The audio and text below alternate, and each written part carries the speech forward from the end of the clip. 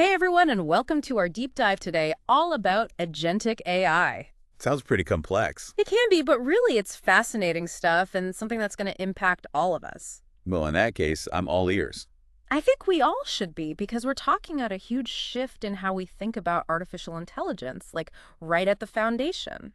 We're moving past that idea of AI just following instructions, right? Exactly. It's more than that. Totally. Agentic AI, it's like AI systems going from just following rules to making their own decisions. Okay, so not just playing chess anymore, but more like AI learning to play poker? Yeah, actually, that's a great analogy. Oh, good. Because it's about strategy and anticipating what your opponent might do, adapting to the situation. Right. It's AI on a whole other level. Exactly, and that's what Najid Khan talks about in his article. Ah, yes, our source for today. Called Emergent Minds, How Agentic AI is Transforming Industries. Published just last month. Khan's the strategy director at Ericsson, and he's arguing that this new kind of AI is ready to completely change a ton of industries. From healthcare to finance to even how our cities work. Pretty much everything. Yeah, that's a lot to take in. It is. I'm already seeing all these headlines about AI diagnosing diseases and managing traffic. Oh, for sure. Those are some of the big ones. But what I really want to know is what makes this AI agentic?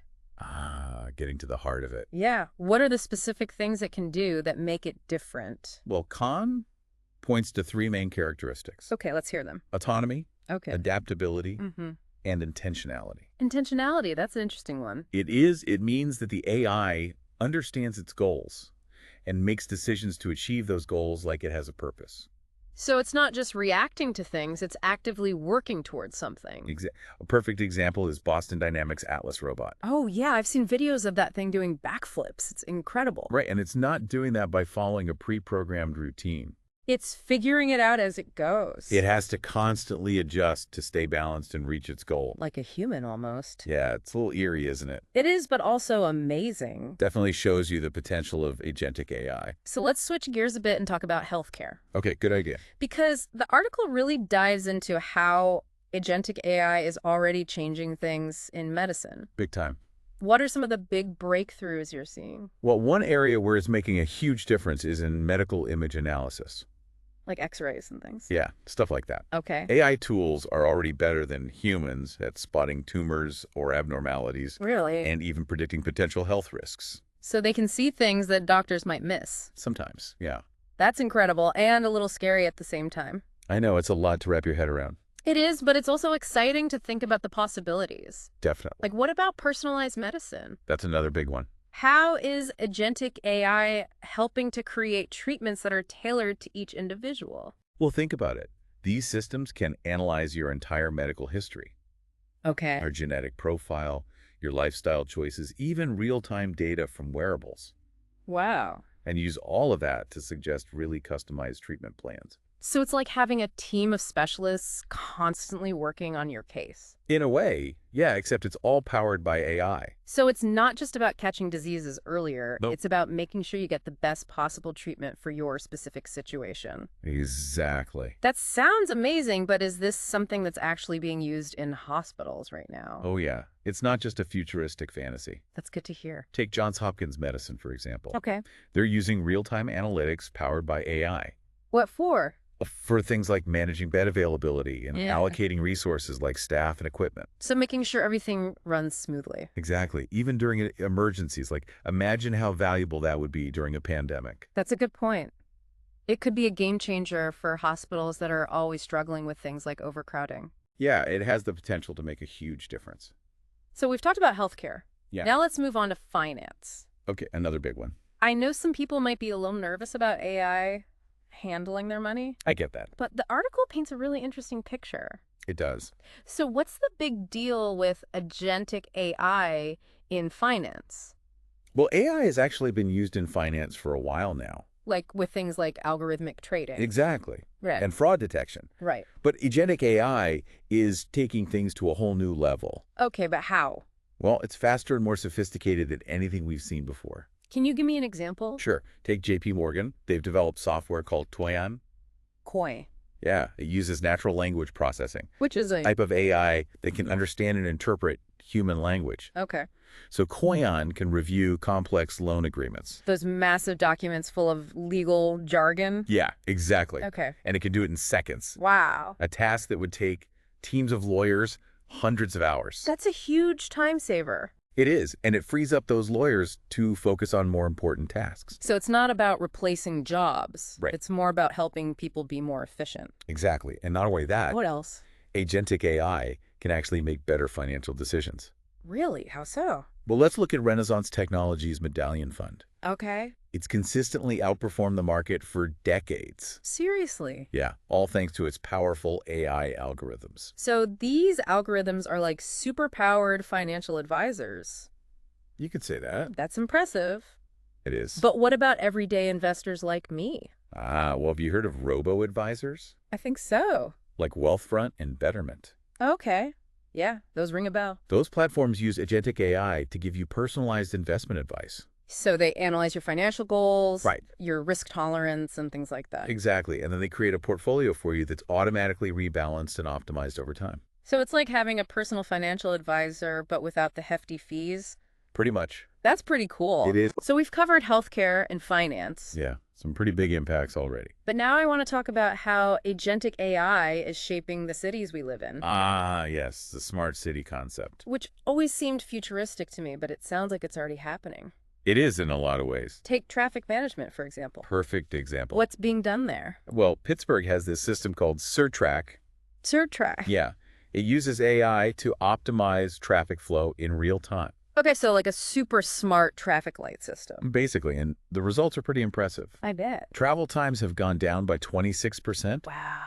and emissions have dropped by 21%. So less traffic and cleaner air. Two big wins right there. Definitely. What other areas of city life are being affected? Well, think about energy consumption. Okay. Copenhagen is using an AI system called Signature AI.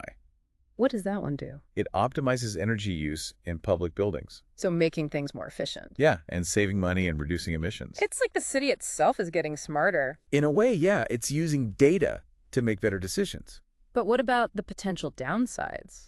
You're thinking about things like privacy. Yeah, like with AI being used in public safety. That's a valid concern. Could lead to a lot of surveillance. Right, it's a balancing act for sure. So it's not just about the technology itself, it's No. about how we use it. Exactly, and Khan talks about that directly in his article. What does he say? He argues that while AI can be a powerful tool for things like public safety, we have to make sure it's used responsibly.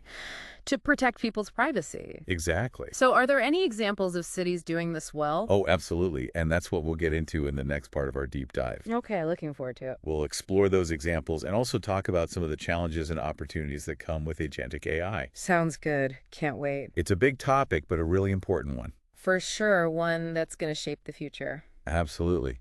And that's why we're taking a deep dive into it. So stay tuned for more. We'll be back soon with more on agentic AI.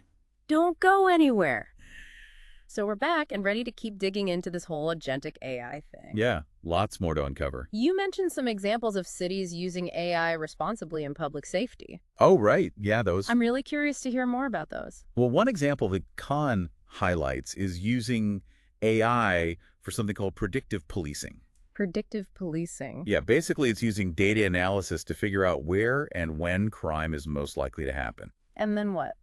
Well, the idea is that police departments can use that information to better allocate their resources, you know? Okay, so like instead of just patrolling randomly. Right, they can focus on areas that are statistically more likely to have problems. Sounds efficient, but also kind of Big Brother-ish. Yeah, there are definitely concerns about that, you know? Like what if the data itself is biased? Exactly, that's a big worry. Could end up reinforcing existing inequalities? Absolutely. It's not just about the technology, it's about who's using it and how. So how can we make sure these AI systems are used ethically, and don't just make things worse? Well, some cities are trying to address that by setting strict guidelines for how these predictive policing tools can be used. Okay, makes sense. And they're trying to be more transparent about how the data is collected and used. So people can understand what's going on. Exactly. And they're also involving the community more, Getting input from the people who are actually affected by these policies. Right. It can't just be a top-down approach. So it sounds like transparency and community engagement are key here. Definitely. It's not just about the tech itself, it's about the human element. Couldn't agree more. Now, another thing that comes up a lot with AI is its impact on jobs. Oh, yeah. That's the big one. Some people are worried about AI taking over everything. Robots are coming for our jobs, right? Exactly. But others see it as an opportunity for humans to focus on more creative and fulfilling work. Right. So what's Khan's take on this whole debate? Well, he acknowledges that some jobs will likely be displaced, but he doesn't think it's inevitable that AI will take over everything. Okay, He believes that the key is collaboration. humans and AI working together. Exactly. Not as competitors, but as partners. So not humans versus machines. Nope. More like humans and machines teaming up. Exactly. I like that.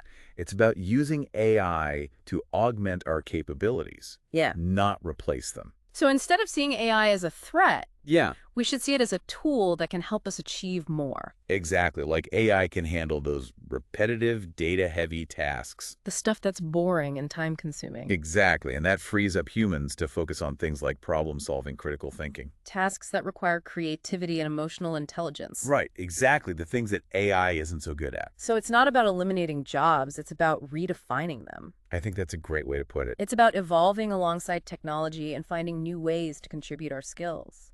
And, this shift will require people to learn new things and adapt. Of course. But it also opens up possibilities for more meaningful and engaging work. That's the hope anyway. It is, and it brings us to another important point that Khan makes, Which the ethical considerations of agentic AI. Right, because as these systems get more powerful and make more decisions. We need to make sure those decisions align with our values. But how do we do that? Can we really program morality into a machine? That's a tough question. Yeah, it feels like a philosophical debate waiting to happen. It is. Yeah. But Khan suggests starting with the data. The data that the AI is trained on. Exactly, because if you feed it biased data, You'll get biased outcomes. pretty much. Yeah. Pretty much. Okay. So we need to be careful about what we're teaching these systems. And we also need to build in ways to make sure they're transparent Right. So we can see how they're making decisions. and identify any potential problems. Exactly. And this is where human oversight comes in. Sure. Humans need to stay in the loop. Not just hand over control to the machines. Right. We need to provide guidance, set boundaries, and make the final call in important situations. So finding the right balance. Exactly. Between human intelligence and artificial intelligence. That's really the key takeaway here, isn't it? I think so. It's about using AI to enhance our abilities, not replace them. And navigating that balance is going to be crucial as we move forward with agentic AI. There will be challenges, for sure. Definitely. But if we embrace collaboration, focus on transparency, and prioritize ethics, You can harness this technology for good. I believe so. It has the potential to create a better future.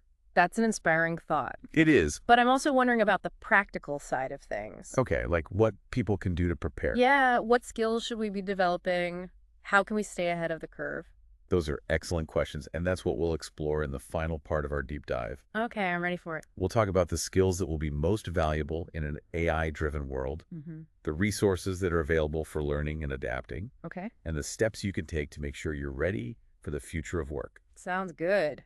Can't wait to hear more. We'll be back soon with more on agentic AI and how to thrive in this new landscape. Okay, so we're back for the final part of our deep dive into agentic AI. Yeah. Time to wrap things up. Yeah, we've covered a lot of ground from healthcare to finance to smart cities. And of course, all the ethical stuff. Right. It's been fascinating, but now I'm really thinking about what we can actually do to prepare for this AI-driven future. Yeah, practical steps. Exactly. We've talked about the big picture, but what can we do as individuals to stay ahead of the curve? That's the million-dollar question, right? It is, and luckily Khan offers some advice. Does. He says that it's not about becoming a tech expert overnight. Thank goodness. Right. Because that's not realistic for most people. Exactly. Instead, he says we should focus on developing those uniquely human skills that will be valuable in any field. The things that AI can't replicate. Right. So it's less about learning to code and more about honing those skills that make us human. Exactly. Okay, so what are some of those essential human skills? Well, think about things like critical thinking, creative problem solving, complex communication. Okay, those are definitely things that humans are good at. Right, and they all require deep understanding of nuance and context, And human emotion. which AI still struggles with. Makes sense. So how can we sharpen these skills? Well, it's all about adopting a mindset of continuous learning. I'll always be learning. Exactly. Yeah. Stay curious, explore new fields, Engage in thoughtful discussions. Don't be afraid to try new things. Right, and see challenges as opportunities to grow. It's all about pushing ourselves. It is, and there are so many resources out there to help you do that. Like what? Well, there are tons of free courses, online interactive platforms, Hmm. you know, all sorts of ways to expand your knowledge.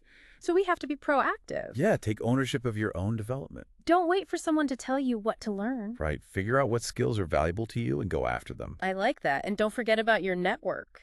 Oh, it's a good point. Talk to your colleagues, friends, mentors. People who work in different fields. Exactly. You can learn a lot from other people's experiences. Definitely. It's like tapping into a collective intelligence, So it's about working together. sharing knowledge and supporting each other. I like that a lot now, beyond personal development. Mm-hmm. What can we do as a society to make sure AI is used for good? That's the big question, isn't it? We've talked about ethics, but what about concrete actions? Well, we can all stay informed about the policy debates surrounding AI. Right. Engage with our elected officials, advocate for responsible AI development. So it's about being active participants. Exactly, not just letting things happen. We need to make sure AI development prioritizes human well-being and fairness, Absolutely. It's not just about adapting to AI, it's about shaping it. making sure it reflects our values as a society. Right. And that's something we can all contribute to. This has been an incredible deep dive. It has been, hasn't it? Agentic AI is a complex topic, No doubt. but you've really helped to demystify it. I'm glad to hear that. I feel much more empowered to approach this future with a sense of purpose That's great. and possibility. That's the spirit. I hope our listeners feel the same way. I hope so too. Remember, the key takeaways are to stay engaged, stay curious, and stay optimistic. The future is ours to shape. Well said. Thanks for joining us on this deep dive into the world of agentic AI. It's been a pleasure. Until next time, keep exploring, keep learning, and keep shaping the future you want to see.